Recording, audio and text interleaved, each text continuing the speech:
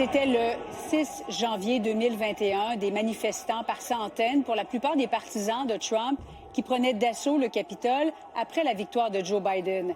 5 ans plus tard, Étienne, eh bien, la Maison-Blanche qui tente en quelque sorte aujourd'hui de réécrire encore une fois cet épisode sombre de l'histoire américaine. La Maison-Blanche, l'administration Trump, Julie, tente de mettre de l'avant une version alternative des faits, de ce qui s'est passé effectivement il y a 5 ans. Vous allez voir donc un visuel d'un site Internet mis en ligne aujourd'hui sur le site de la Maison-Blanche. On accuse les démocrates, notamment Nancy Pelosi, d'être à l'origine de l'assaut du Capitole, qualifiant les manifestants, les personnes qui ont entré de force à l'intérieur du bâtiment, de manifestants pacifiques, même que la Maison-Blanche accuse la police du Capitole d'avoir ouvert les portes grandes pour que les manifestants puissent entrer à l'intérieur. Vous allez voir un extrait donc de ce qui est écrit sur le site Internet de la Maison-Blanche. On mentionne qu'en vérité, ce sont les démocrates qui ont orchestré la véritable insurrection du Capitole en certifiant une élection entachée de fraude, selon la Maison-Blanche. Or, on le sait, la situation est très différente, alors que vous allez revoir des images donc, de ces manifestants qui étaient entrés de force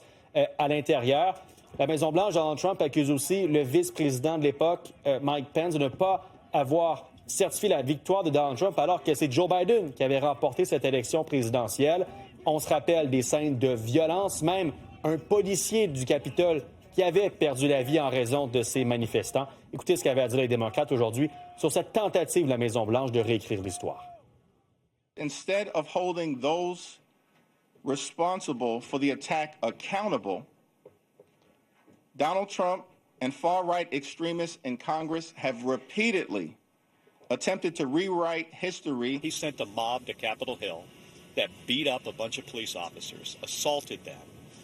Capitol Hill police officer died because of this. He should go back or have somebody to explain to him what actually happened.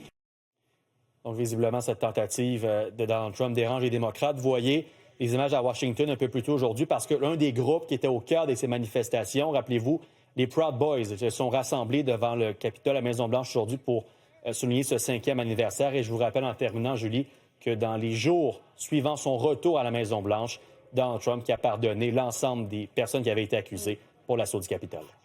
Merci, Étienne. Bonne soirée.